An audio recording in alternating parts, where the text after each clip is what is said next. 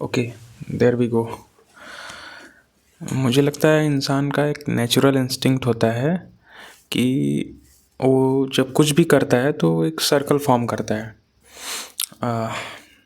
Isolation में इंसान काम नहीं कर पाता है, मेरा ऐसा मानना है। वो सोशलाइज होता ही होता है।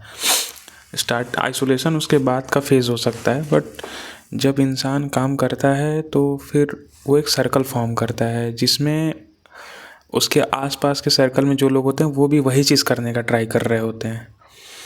और फिर जब एक टाइम आता है रिजल्ट्स आने का, उसका जब बारी बारी लोगों के रिजल्ट्स आने स्टार्ट हो जाते हैं तो फिर एक नेचुरल इंस्टिंक्ट होता है आदमी का कि वो करता है कंपेयर।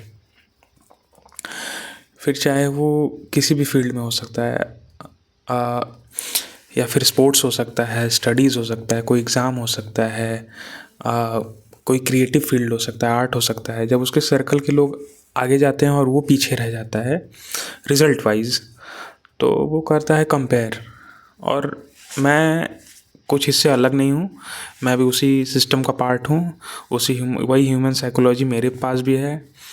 और मैं ये खुद को अप्रूव करने के लिए सेल्फ अप्रूवल नहीं दे रहा हूँ। Just I am just revisiting my experiences. I am just revisiting my experiences that what I have gone through and what I have learn from them.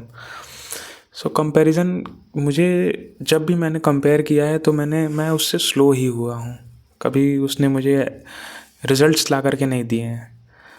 हो सकता है कि कंपैरिजन करने के वजह से मैंने एक्शन नहीं लिया, सिर्फ कंफ्यूज होता गया मैं।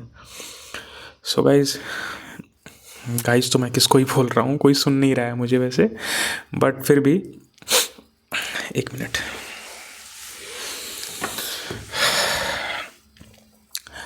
लास्ट वीडियो को 23-24 लोगों ने देखा है। मैं मतलब बहुत ही मैंने सोचा नहीं था कोई एक भी उसको देखेगा, तो मैं क्योंकि मैं वो वीडियो कोई ऐसा एडिट वेडिट वाला था नहीं। यूट्यूब पर आजकल जैसे वीडियोज़ आ रहे हैं, मैंने ऐसे रैंडमली एक वीडियो बनाई और अपलोड कर दिया, सिर्फ अपना इनर्शिया ब्रेक करने के लिए, खुद के लिए। बट कुछ लोगों ने, कुछ 23 रियल लोगों ने उस वीडियो को देखा। वो मेरे लिए बहुत मायने रखता है। और उसका वॉच टाइम भी अच्छा खासा है, मतलब 1 आध घंटे टोटल ओवरऑल वो वीडियो देखी गई है। तो उसके लिए थैंक यू सो मच। सो मेरा पॉइंट यहाँ पर था कि कंपैरिजन करने की वजह से मैं कंफ्यूज क्यों होता हूँ। क्योंकि जब भी, एक बहुत छोटा सा एग्जांपल मैं लेता हूँ कि अगर मैंने यूट्यूब पर किसी को देखा है या फिर लाइफ में मैंने किसी को देखा है और जब वो अच्छा करते हैं तो मुझे ऐसा लगता है कि यार मैं क्यों पीछे रह जा रहा हूँ। तो मैं मेहनत नहीं करता हूँ, मैं सिर्फ सेल्फ डाउट और ओवर थिंकिंग और कंफ्यूज यही होता हूँ। यही सारी चीज़ें होती है मेरे साथ। और सिर्फ उसके वजह से प्रोक्रेस्टिनेशन, चीज़ों को टालना, पोस्टपोन करना। और एक टाइम आएगा परफेक्ट जब मैं वो चीज़ें करूँगा, ये करते करते टाइम निकलता जाता है बस। बल्कि मैं एक्शन नहीं लेता, सोचता ज़्यादा हूँ। यही होता है रिज़ल्ट, और हर बार का यही सेम है। तो यही है। और बाकी मैं जब भी किसी को देखता हूँ, एक्शन इसलिए नहीं ले पाता क्योंकि मुझे ऐसा लगता है यार ये कितना अच्छा कर रहे हैं, यार मैं क्यों नहीं कर पा रहा हूँ ऐसा। और यही सोचते सोचते जिन लोगों को मैंने 2018 में, 17 में या फिर 20 में देखा था और सोचा था कि मैं इनसे ज़्यादा पोटेंशियल होल्ड करता हूँ। हाँ, ईगो भी बोल सकते हैं इसको।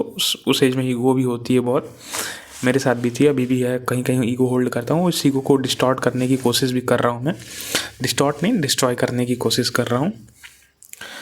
तो वो ईगो था कि मैं इनसे ज़्यादा पोटेंशियल होल्ड करता हूँ और मैं इनसे ज़्यादा कर लूँगा। बट एक चीज़ मेरे अंदर लैक कर रही थी, वो थी एक्शन और कंसिस्टेंसी। और एक परफेक्ट चीज़ पर, मतलब एक बार में परफेक्ट कुछ एक्शन लेने का मैंने सोचा और वो एक्शन ही नहीं लिया मैंने, उसकी वजह से कि जब परफेक्ट टाइम आएगा तब परफेक्ट एक्शन लूँगा। तो वो टाइम कभी नहीं आया और मुझे नहीं लगता है कभी आएगा। शायद इसीलिए आज मैं ये चीज़ें डॉक्यूमेंट कर रहा हूँ कि आज से 4 साल 5 साल बाद जब भी मैं इसे रिविज़िट करूँ तो मुझे ये समझ में आया कि हाँ, मैंने इस पॉइंट ऑफ टाइम पे अपनी लाइफ की चीज़ें रियलाइज़ कर ली थी।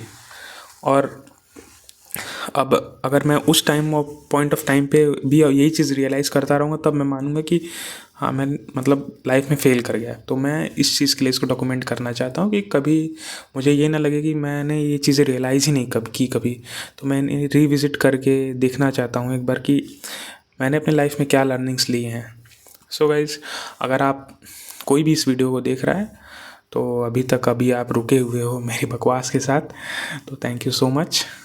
मिलते हैं नेक्स्ट वीडियो में। Thank you guys.